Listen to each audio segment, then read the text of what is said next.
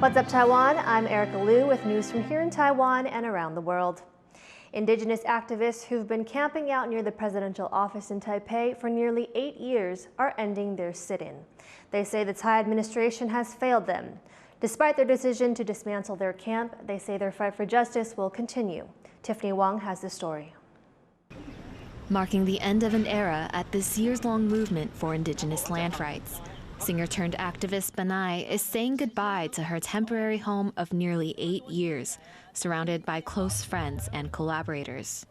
辛苦大家，谢谢大家，一路上很关注我们，然后每个人用自己的方式送来给我们的关心。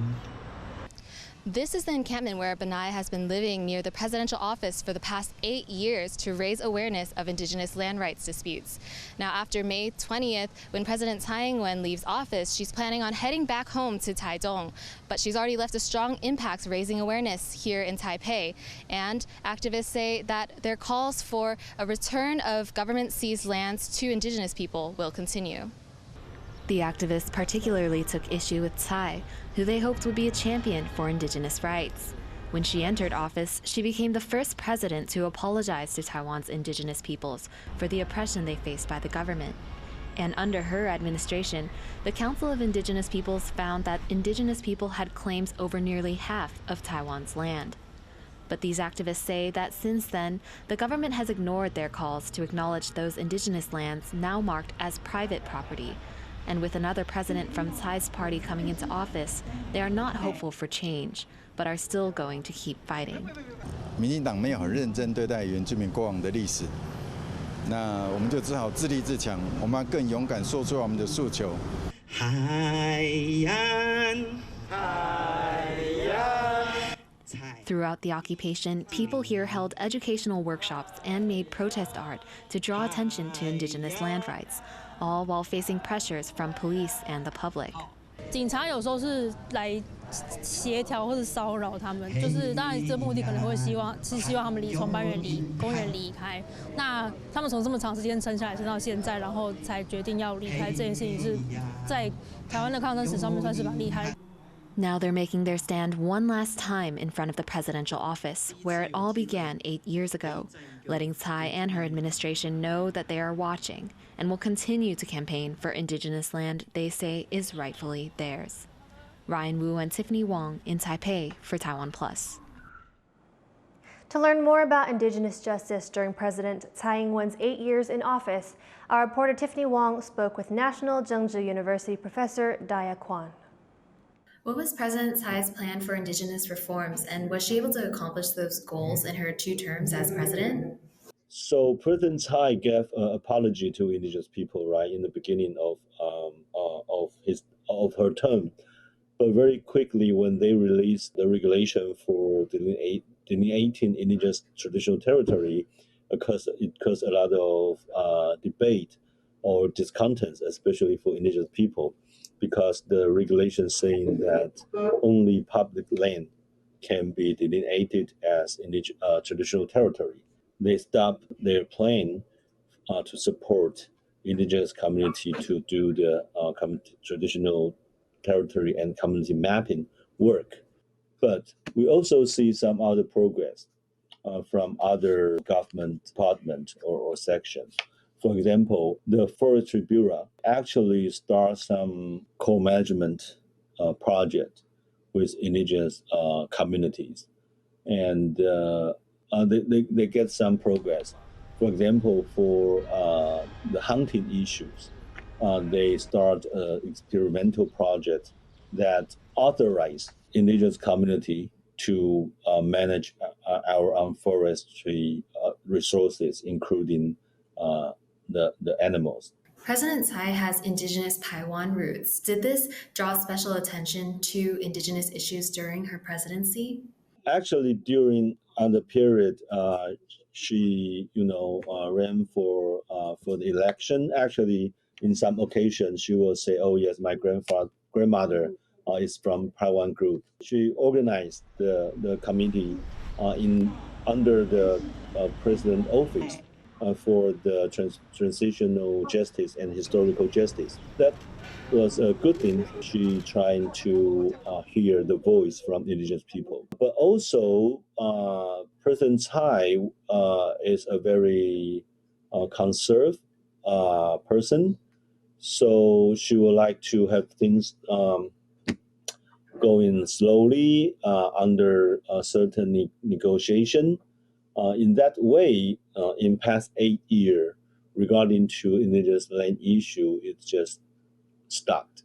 The next president, Taiping, takes office on May 20th. What can we expect in terms of indigenous reform during his presidency? What I know is the policy for indigenous people from President Lai is also very conservative. I don't see anything go beyond President Tsai Ing-wen. So I'm not sure what he will do regarding indigenous land issue. All I know is he also wants more social dialogue. So I'm expecting that we can have more social dialogue and have the mainstream society understand the importance of indigenous land rights. That was our reporter Tiffany Wong speaking with Professor Daya Kwan. Taiwan-based manufacturing giant Foxconn is reporting its highest ever sales for the month of April, with over $15 billion. Foxconn saw a 19% increase in sales year on year. The company says this is because of high demand for AI servers and big orders for smart consumer electronics and computing products. Foxconn makes iPhones for Apple, among other customers. Officials in New Taipei say body armor recently issued to police officers is not fit for purpose. 我就觉得这个就是瑕疵品了，你相信吗？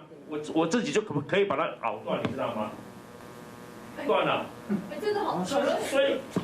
所以你说这样子的瑕疵品，谁敢？你看你都有力量把它咬断了，基层警察怎么敢穿？ New Taipei councilors said the supplier had previously been blacklisted on several occasions. But as such bans only last for 3 years, the company was able to bid for contracts after the time was up. The councilors called for the suppliers to be permanently banned from public procurement bids. A group of opposition lawmakers have postponed their trip to Taiwan's outlying Taiping Island in the South China Sea. The Kuomintang lawmakers plan to inspect defense facilities on the island, but have canceled, citing weather and a vote on legislation the next day.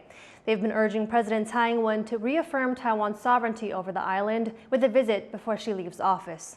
Taiping is part of the disputed Spratly Islands in the South China Sea. The archipelago is subject to competing claims by Vietnam, China, and the Philippines.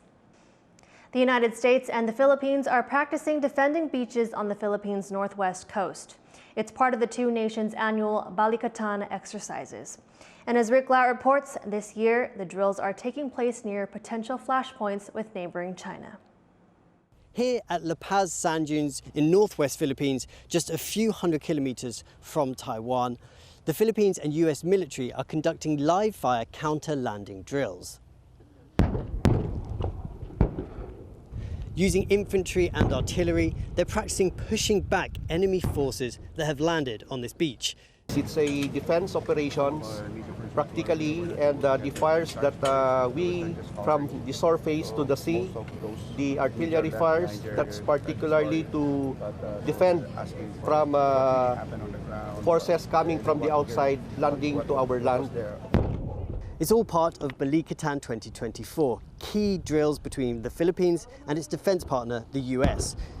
This year, they are more expansive than ever, taking place outside the Philippines' territorial waters in the South China Sea, reflecting the Philippines' determination to stand up for its sovereignty in the face of rising territorial aggression from China. I think the Philippines and the U.S. have a shared vision of a free and open Pacific, right? That's grounded in transparency. It's grounded in the respect of sovereignty.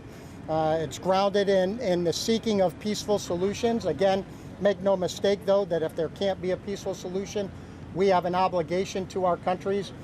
But the drills are also taking place in areas facing Taiwan, another potential flashpoint, and a country also subject to Chinese aggression, also one that, like the Philippines, relies on the US for its defense. As China ups its claims and aggression towards Taiwan, neighbouring Philippines has been watching, and its defence partner, the US, has been keen to look at how areas like this one could play a role in the event of conflict.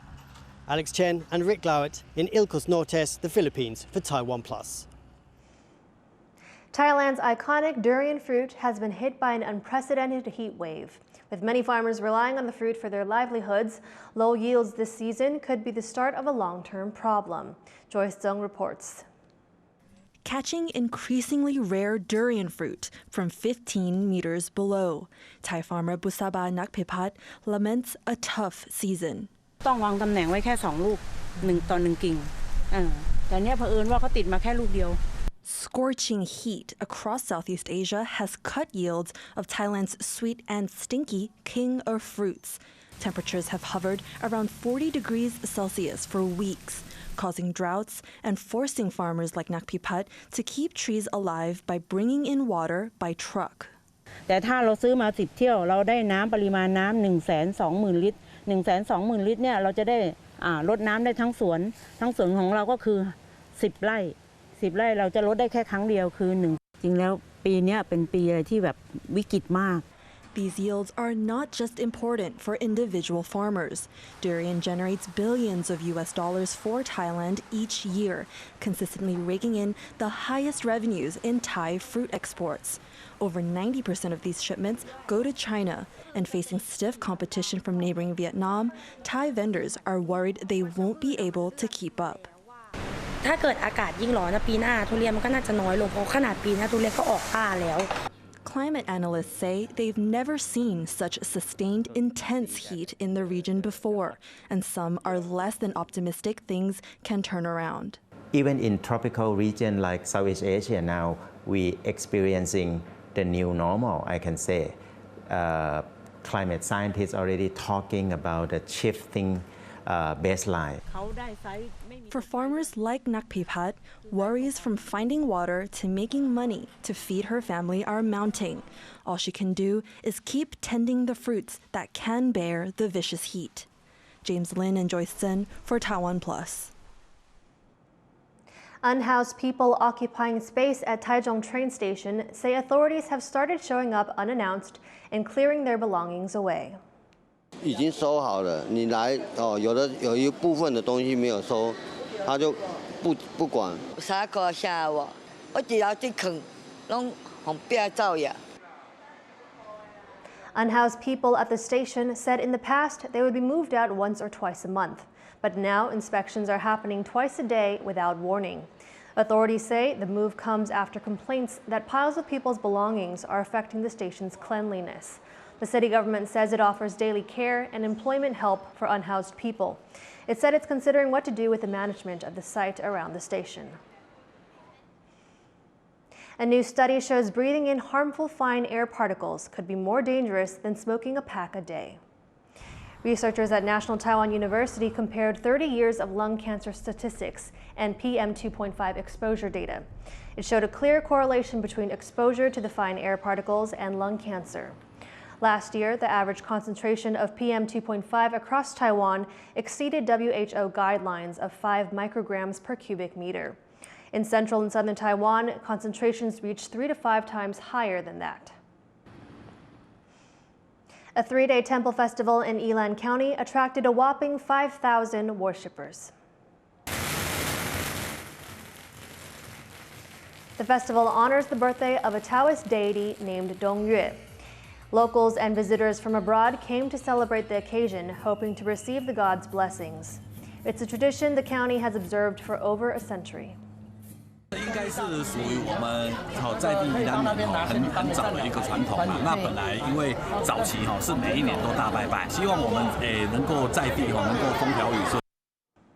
Thank you for watching What's Up Taiwan. Finally, check out these fireworks known as Rocket War on the Greek island of Chios. It's a Greek Easter tradition where 2 rival churches fire rockets across town. I'm Erika Liu. Take care and see you next time.